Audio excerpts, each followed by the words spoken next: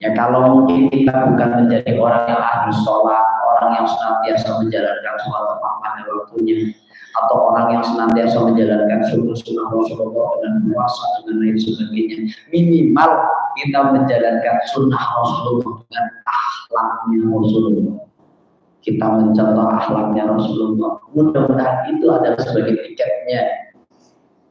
Nah, kalau kita ingin menjadi orang yang dicintai oleh Allah karena sholatnya berat, atau karena kita menjadi orang yang senantiasa sholat berat, sudah, ayo kita melalui akhlak. Kayaknya ini yang paling mudah untuk kita ya. Golongan-golongan kita itu yang menggunakan akhlak, maka berupayalah berakhlak dengan baik. Sebagaimana kita mau makan mencontoh akhlak Rasulullah, sebagaimana kita mau minum mencontoh akhlak Rasulullah, dan lain sebagainya.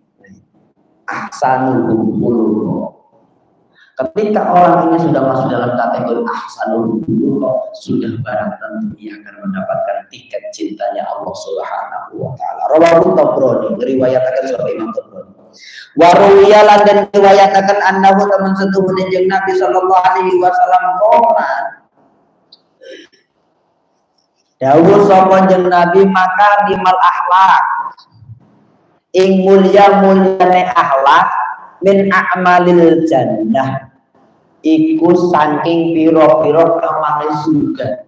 Jadi amal surga itu tidak harus sholat, bukan hanya sekedar sholat saja, bukan hanya sekedar puasa saja, bukan sekedar hanya ngaji saja.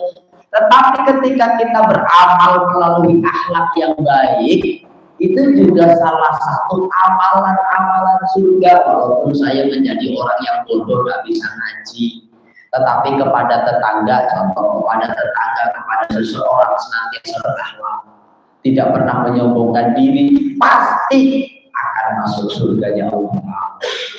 Saya puasa, boro-boro puasa, badan saja ketika pagi-pagi merasakan lapar yang luar biasa, satu contoh, nggak bisa menahan lapar, nggak harus puasa, kecuali di bulan Ramadan yang memang diwajibkan.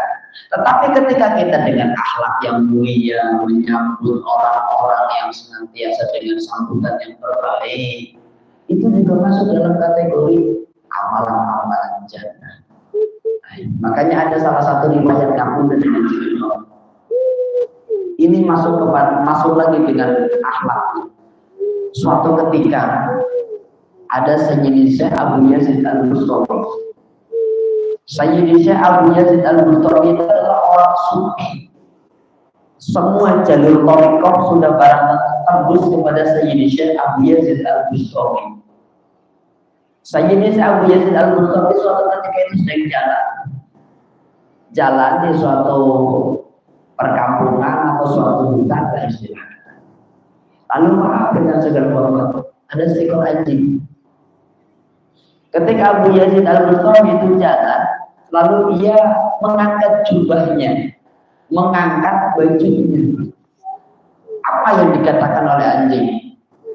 Di mana bahwa Sayyidi Syekh Abu Yazid Al-Bustami itu mengangkat bajunya, mengangkat jubahnya karena takut kena najis, karena takut kena najisnya anjing. Tetapi apa jawabannya anjing? Wahai Sayyidi Syekh, saya yang najis. Memang benar bahwasanya saya itu diciptakan oleh Allah, dihukumi najis, kata si anjing ini.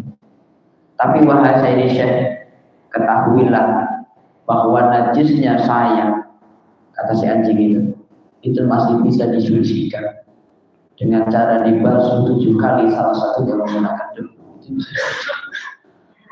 Sayyidi Syekh, bagaimana mungkin dengan Anda yang najisnya itu berada di dalam hati? Dalam hal ini najisnya apa? Berupa kesombongan. Kesombongan yang ada di dalam hati itulah najis yang sesungguhnya. Kata si anjing ini. Ya. Apa yang dilakukan oleh Sayyidi Syekh Abu Yazid Al-Bustami? Ia bersyukur. Tatkala itu, ya Allah, iya yang katanya saya dijadikan sebagai ahli sufi, yang dijadikan sebagai